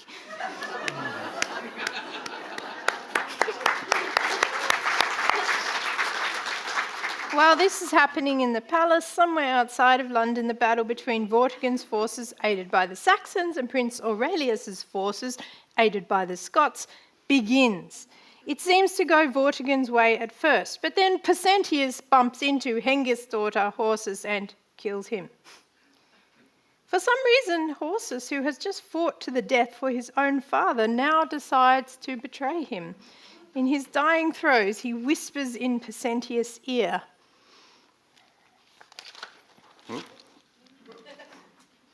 Does he?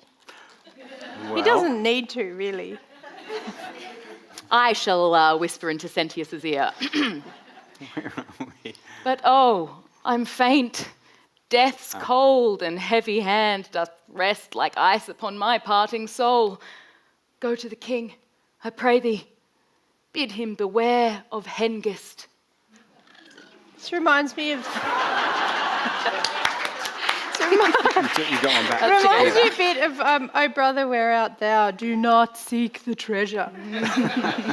The tide begins to turn against Vortigern and the Saxons, but Hengist has one more card to play. His bewitching daughter Rowena lands by ship and is briefed on the part she must play. Daughter, thou heardst but now the king's approach. Your officer so expressed it. True, and dost hear, much rests with thee to do. If aught, dear father, my poor services can aid thee, but command and I'll obey. Thus then it is, I shall prepare a feast and greet the king with joy and merriment. Women, I know, have very many ways and subtle traps to catch the hearts of men. So practice all your art to win his love. But should I fail? Nay, do not fear it. I do know him well. Come to my tent, and there we will weigh this business. He needs a line to get off the stage. The meeting of Vortigern and Rowena was a very popular depiction in 18th century culture. In fact, William Henry Ireland cites a copy of Mortimer's painting as being, along with Holinshed, an inspiration for his play.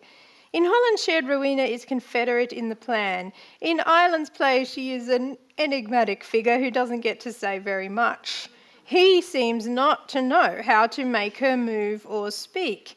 As we just heard, he breaks the rule of show, don't tell by having Hengist attribute to her subtle traps and arts of women. Okay, Hengist, if you say so. She also picks up a little bit of extra evil through association. Did you pick up that hint? She asks her father, but should I fail? Yes, he did. This resonates with a very memorable scene between the Macbeths. So let's have the real scene. I have given suck and know how tender 'tis to love the babe that milks me. I would, while it was smiling in my face, have plucked my nipple from his boneless gums and dashed the brains out, had I so sworn as you have done to this. If we should fail. We fail! But screw your courage to the sticking place, and we'll not fail. So you can see that Rowena is pretty beige compared to Shakespeare's version of a cunning female villain. Nevertheless, Vortigern falls into this supposed trap. He welcomes Rowena with great ceremony, as we have in the image here, and he dismisses the complaints of his son as he ditches his wife. Oh, thou most lovely maiden, here let me pledge thee in this golden cup. On its smooth brim, I pray thee, print a kiss, so I may inhale the roseate sweets and taste the nectar of those vermeil lips. This seat is empty, fair Rowena. Take it, and would it were that which Jove's wife doth hold. It is Edmunda's seat, the Queen's, our mother's. Peace! She is unworthy of that station.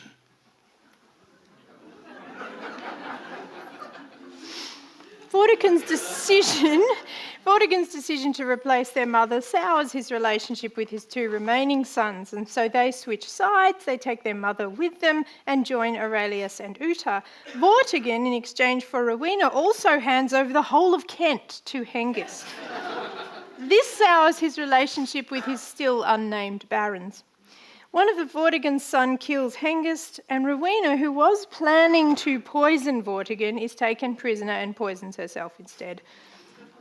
At this point, Vortigern retreats to his palace within the walls of London, and the tide of bad news rolls in. Like Antony, he tries to convince one of his officers to help him kill himself. This officer, Vortigern describes as a lifelong faithful friend, but he's never turned up in the play until this moment, and he has no name. I think he was going to come back and do all the names later, but ran out of time. So the officer tells Vortigern, no, your queen is still alive. Which queen, we might ask? Presumably Vortigern thinks of the beautiful Rowena because he changes his mind about the suicide plan. This is so unlike Shakespeare. It's very like other moments in Vortigern. We see no decision process. It's just a sudden about-face, and it's very dramatically clunky. Vortigern commands the trumpets. Trumpets sound. Commands the gates to be defended. Man the gates. And cries, Away, away, and now for victory. he was about to kill himself a few seconds earlier. Act 5 brings a change of pace with a sentimental reunion of Vortigern's whole family, except for Vortigern. Edmunda's mind is still wandering, but she strains to recognise her daughter. Bring here my glasses, stand before me here. Now I'll judge thee well, I'll see this straight. Glasses?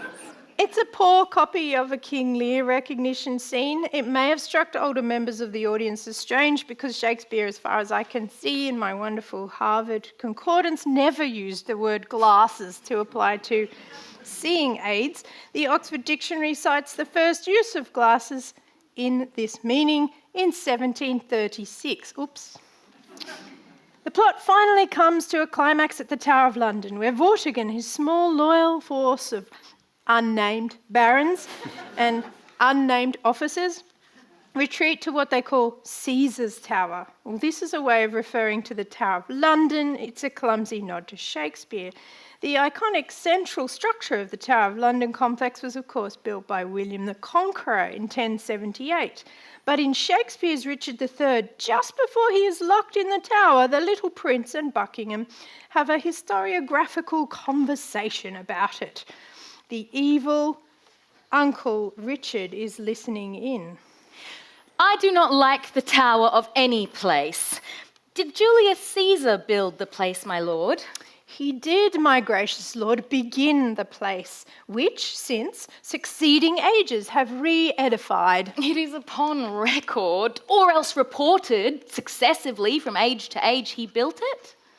It is upon record, my gracious lord. But say, my lord, it were not registered. Methinks the truth should live from age to age, as 'twere retailed to all posterity, even to the general all-ending day. So wise, so young, they say, do never live long.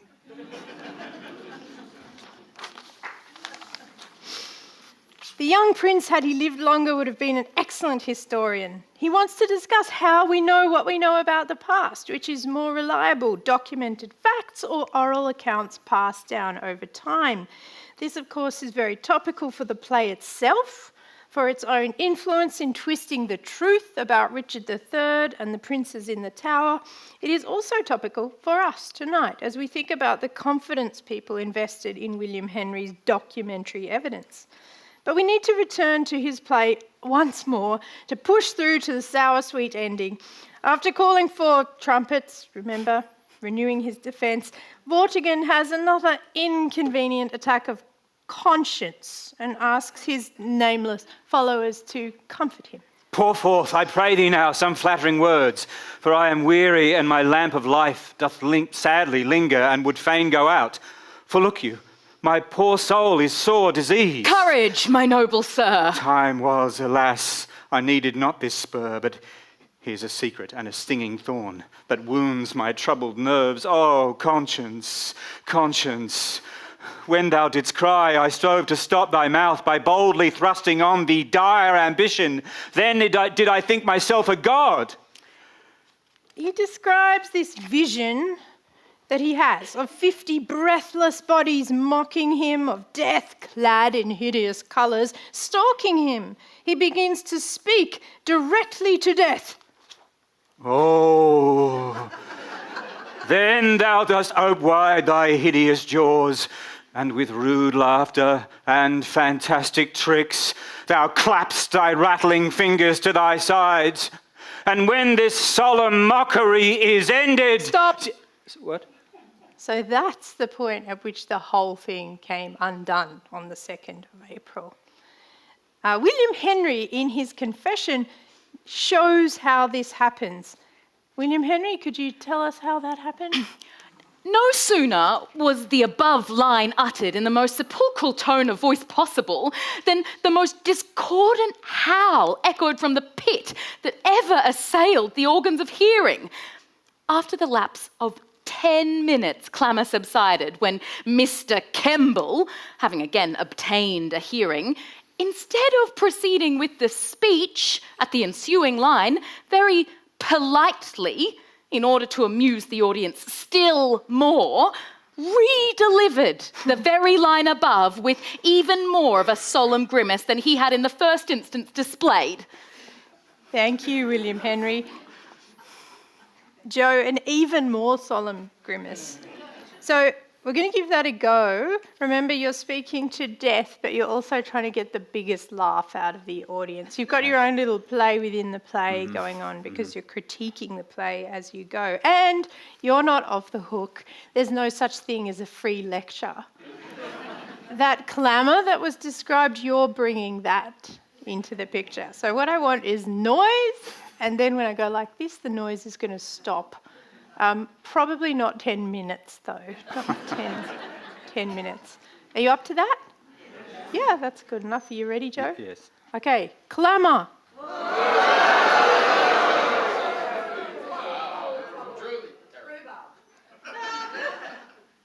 And when this solemn mockery is ended, with icy hand thou takest him by the feet, and upward so till thou dost reach the heart, and wrap him in the cloak of lasting night.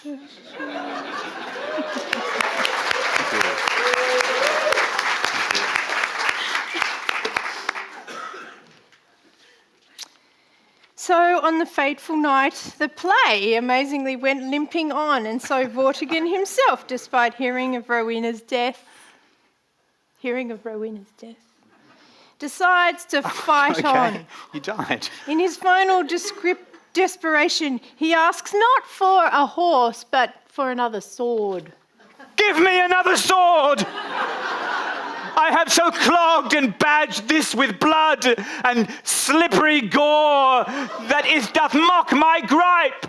A sword, I say! My kingdom for a sword. Evidently, William Henry was not as familiar with swordmanship as Shakespeare, a clogged up sword. At the last, Aurelius confronts Vortigern, they fight, Vortigern is thrown to the ground, and then conveniently his daughter Flavia enters and tells Aurelius to spare her father's life. This is a major departure from Shakespeare's tragedies and tragic histories, but it's very much in keeping with 18th century sensibilities. You might know that the preferred ending of King Lear throughout the whole of this period, written by Nahum Tate, improved by Nahum Tate, was a happy ending. So too with Vortigern. He is forced to render up his crown, he bestows his daughter on Prince Aurelius, and he is led off to the friar, presumably to receive some spiritual correction or something. The play proper, as supposedly written by Shakespeare, ends with the fool giving an epilogue in rhyming couplets, of which we had a sample earlier. He speaks directly to the audience, but in the tone of Falstaff. I will not risk a knocking down, for though I like my king, I like my crown. What a way to wrap things up, eh? And then we have that terrible leaden rhyme with Holinshed. So this brings us to the close of curtains on the one and only night Vortigern was played in the theatre. There have been some 20th and 21st century attempts to revive it. And we wonder if perhaps Samuel should have heeded the advice of one of his most faithful friends, a believer, Francis Webb, who pleaded with him in this way in the week before Vortigern arrived on stage. How is your hidden friend, Mr. H., affected by all this? Will aught prevail upon him to come forward in some shape or other to frustrate these bold and infamous designs? Here's the stop. Here we hitch, and here we shall hang. Depend on it, Vortigern will not go down. Poor Francis. Another sign that the enterprise was perhaps doomed was arrived in the mail for Samuel Ireland, and it was from the actress Sarah Siddons, the great Sarah Siddons. Mrs. Siddons compliments Mr. Ireland. She finds Vortigern is intended to be performed next Saturday and begs to assure them that she is very sorry the weak state of her health, after almost 6 weeks of severe indisposition, renders her incapable of even going to the necessary rehearsals of the play, much less to act. Poor Sarah, just long enough to miss the whole rehearsal period. She was polite to Mr. Ireland, but she communicated her real opinion in a letter to a female friend. All sensible persons are convinced that Vortigern is a most audacious impostor. If he be not, I can only say that Shakespeare's writings are more unequal than those of any other man. Thank you, Sarah. It's always great to have Sarah in the house. And what can we say of her brother, John Philip Kemble? In his preface to the play, which he edited and published in 1799, Samuel Ireland implies that Kemble was at fault. He castigates the ludicrous manner in which the principal character was sustained.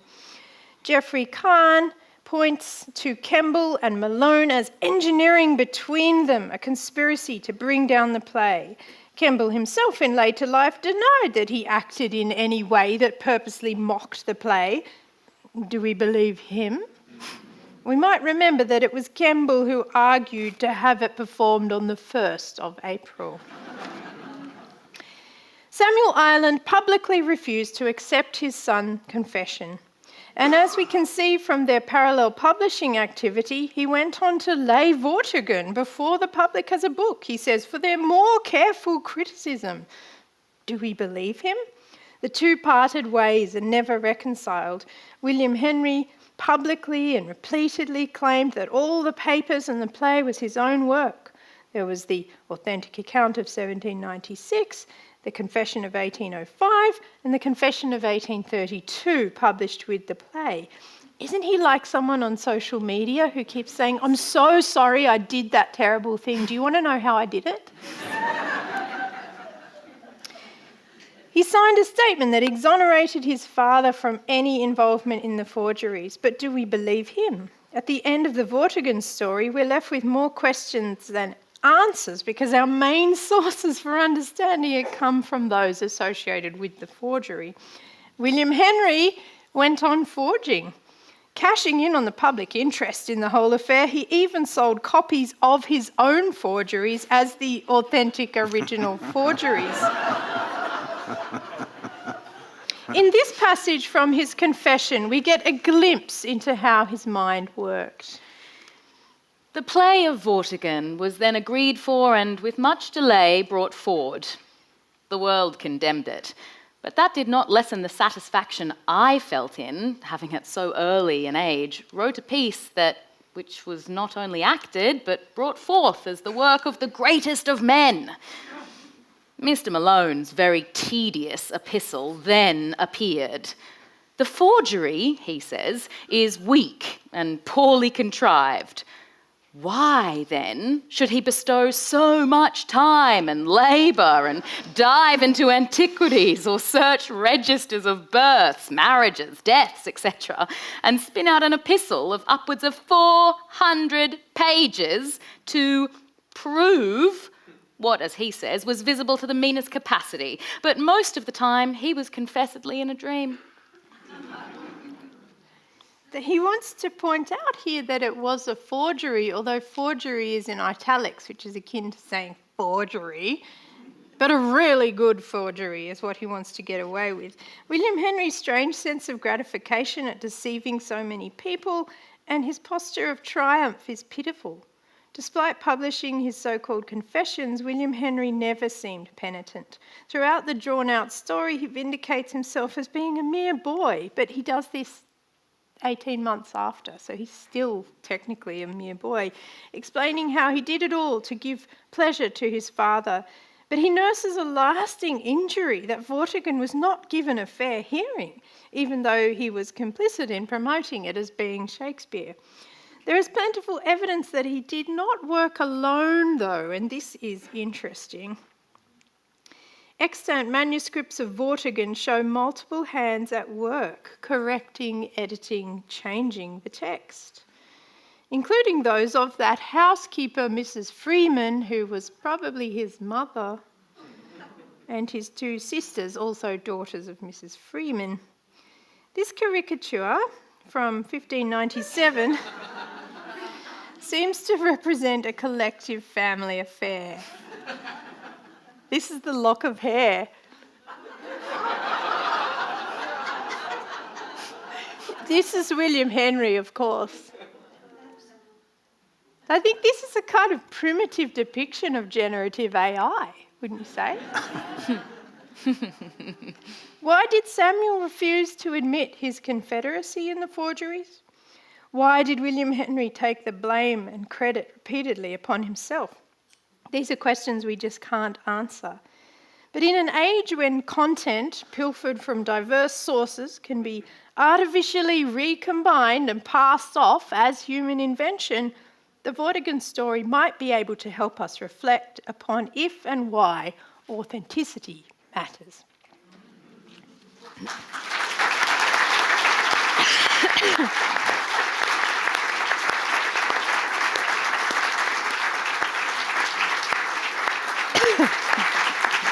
You made it. Please join me in thanking Kate, Jo, and Emily.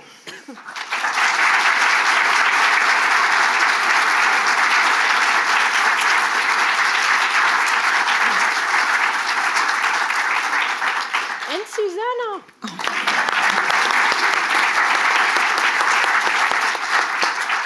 I think we had a couple of notices. Oh, yes, but well, we're about to have a question time, is that correct? I just wanted to say thank you to you all, and if you've enjoyed this evening, to give a shout out to the Bell Shakespeare season that we've just launched last night, our season for 2025. Joe, do you want to hold up my handy prop over to the left there? Sure left, do. right. Beautiful. So if you're interested, you can grab one of these on the way out. It's hot off the press. Literally just last night we announced that next year we're doing Henry V, Romeo and Juliet and Coriolanus as our 3 plays across the season. If you're interested in coming along to any of those, Henry V is opening in April next year at the Canberra Theatre Centre. Romeo and Juliet is beginning its tour in August, opening in Canberra again, and Coriolanus is playing in Sydney and Melbourne across June through to August. And there's also a number of amazing Bell Shakespeare public events that we're running, including next month in October, a partnership with Archie Rose, a program called Shakespeare Distilled, which there are still tickets for. If you're interested, please look it up. And then in next March we have on Shakespeare, Politics and Power, which is going to be a thrilling night. So if you're interested in any of those, please grab a brochure on the way out. You can start booking your tickets and subscriptions now. Thank you. Thank you. Kate, did you have any? I don't have any news. We do have some time for a few questions. So if you'd like to ask a question, please raise your hand and a microphone will be brought to you. For the benefit of people joining us online or using our hearing loop, please wait for the microphone before asking your question.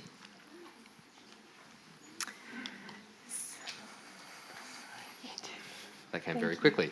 Oh, yes. Hello. Thank you so much for this evening, all 3 of you. It was deeply entertaining as well as very, very interesting from sort of an academic perspective.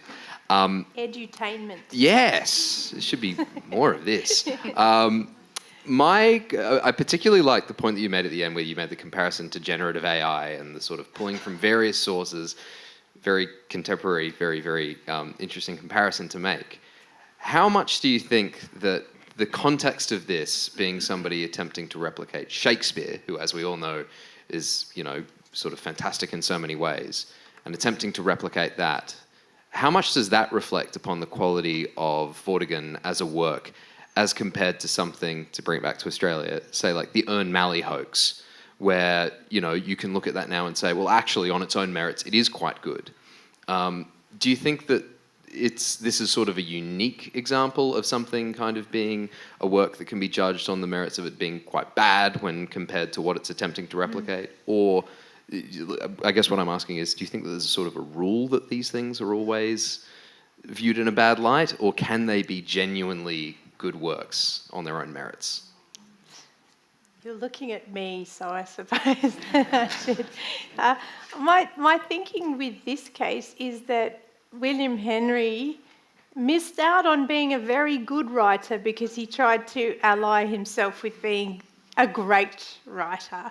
So I guess every hoax, like every piece of literature, should be weighed on its own merits, I think. And a classic, wonderful Australian example is Gwen Harwood, who passed off sonnets in the Bulletin, which stood as beautiful sonnets on their own, but she was very angry that the Bulletin only published her when she wrote under a male pseudonym, so she worked this acrostic into the sonnets that said, "So long, Bulletin, beep all editors." But it didn't say beep. So it's a masterful hoax, and I think that there is such thing as a kind of scale of quality of hoaxes.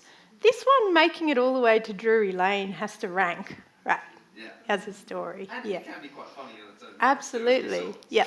Thank you. Any more questions? No?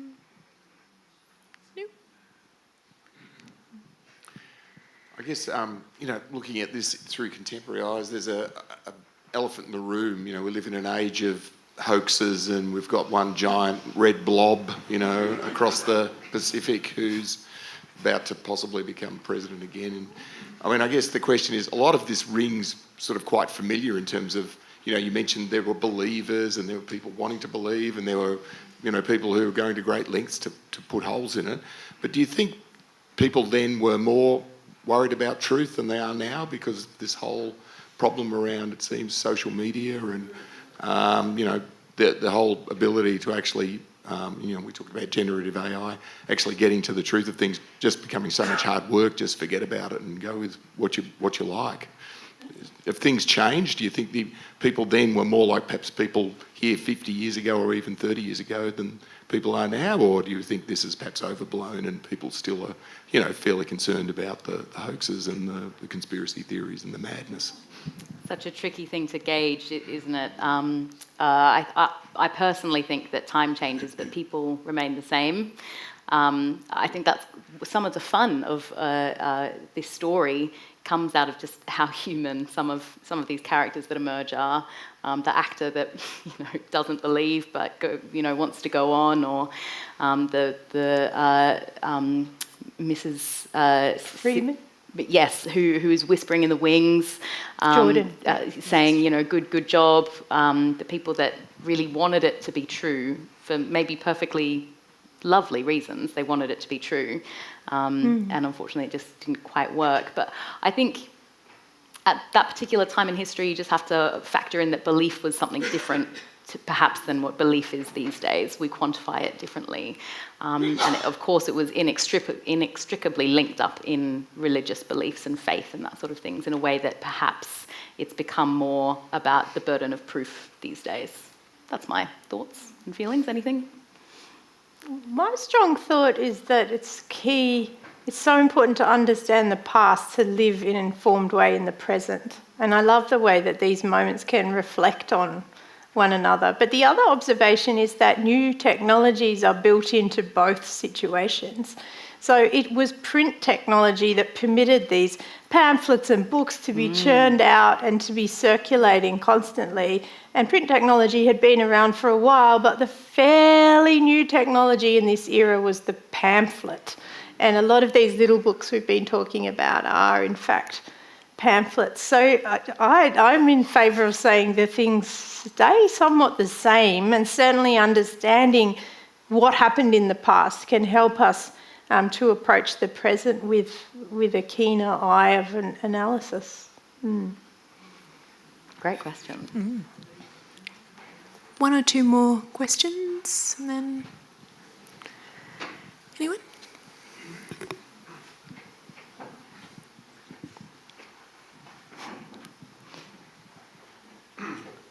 We saw that in when you contrasted the Vortigern with legitimate Shakespeare, that Shakespeare has such an unmistakable way of writing. It's so easy to pick apart when someone is badly trying to imitate Shakespeare. But do you think Vortigern potentially could have been more artistically successful or had more artistic merit if it instead attempted to be an homage to Shakespeare instead of trying to pass itself off as a forgery? Well, I'd probably say on that always when you're working with young writers or you're encouraging young writers, you're saying don't copy anyone. Because what you often read, I've read lots of scripts in my life by young writers who are sending works to theatre companies and we're assessing them. And you see them come in and you read within the first half a page, you're going, oh, that's the Pinter. And you go, oh, yeah, that's the Ibsen. So you see people trying to write in a particular style, and almost immediately you say, well, I don't have time, because what you're looking for is an authentic voice. So certainly it's possible that if he'd focused on his own authentic voice, there are some passages in there which, as an actor, feel quite pleasant to perform in the same way that Shakespeare does. There are moments when it feels like, yes, that feels rich, that feels right. So I think there is a voice in there, but I think he spent a lot of wasted time and effort trying to copy Shakespeare, literally. There may have been another world where he had just written good plays, I mean, he wrote so much that had he worked at refining it, surely he would have got better. You have to get better, right? But then his dad probably came in and said, we can monetize this. You're the Shakespeare guy. You just do that, my boy. Don't worry about being an artist. Very possible. Yeah, that's right. Last question, I think. Hi. I noticed the last couple of questions are focusing on difference between past and present and how we perceive truth and how worried we are about it. But I was thinking about the difference between the people who, like Kate May and Sarah Siddons, would have said, oh, this is rubbish, and they tell that by the fact that they've read the play, Vortigern, and Malone, who's coming in with his highly sophisticated, extremely long textual criticism, the two different ways of judging it, and I presume two different sets of people in 1795, 1796, which is a date that cues me to Jane Austen, of course, the very moment when she already has the very early versions of Pride and Prejudice and Sense and Sensibility. I'm wondering if she ever saw any of those pamphlets or copies of the play, and did she need Malone or did she judge for herself? What a great question. Do we have an answer in the audience? Well, it just occurred to me that scene with the family all getting kind of het up about drama is just like the scene in Mansfield Park. Where the father's away and the family gets very overly passionate about putting on a play. So I just think that's a good observation. That's all. Well, you've raised a fantastic question to pursue. I need some time to find the answer. Yeah. If you Look have into the that. answer, please come and talk to me. Yes. Okay, last one, just here. In the 1790s actually, a German novel was published with a lot of passages analysing Hamlet, so Hamlet was a big thing.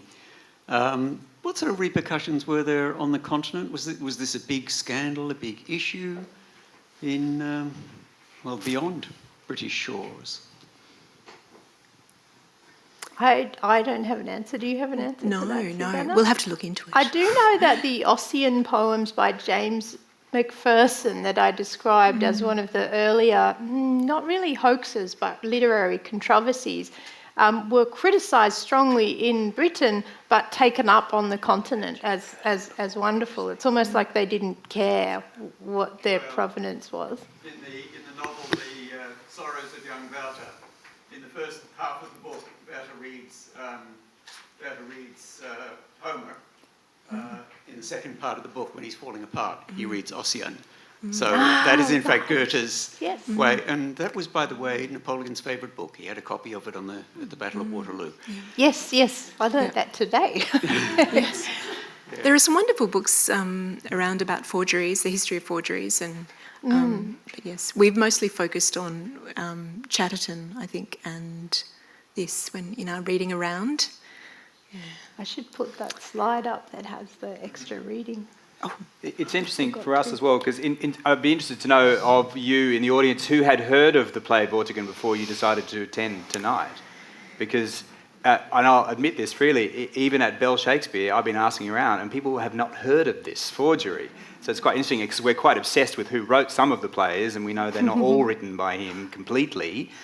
So we do a lot of inquiry, but this one hasn't really sort of filtered through into that space. So that's interesting, that it had this lovely bubble of an effect, but maybe it didn't travel for very long in terms of... But also because he owned it, I suppose, as a forgery in a way. So quickly. Yeah. So quickly. Yeah. But also the 18th century is a period deemed to have really messed with Shakespeare. So it's interesting that that's sort of put aside. Well, every century messes with it, Shakespeare in its own special way. We're still messing with it. Yeah. Go on messing. Yes. Thank you for sharing those questions with us. Unfortunately, we've run out of time.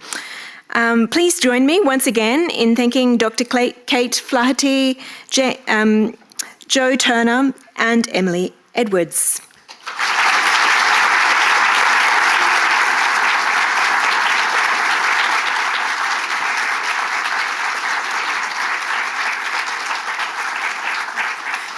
We hope to see you here at the library or online again soon. Good night.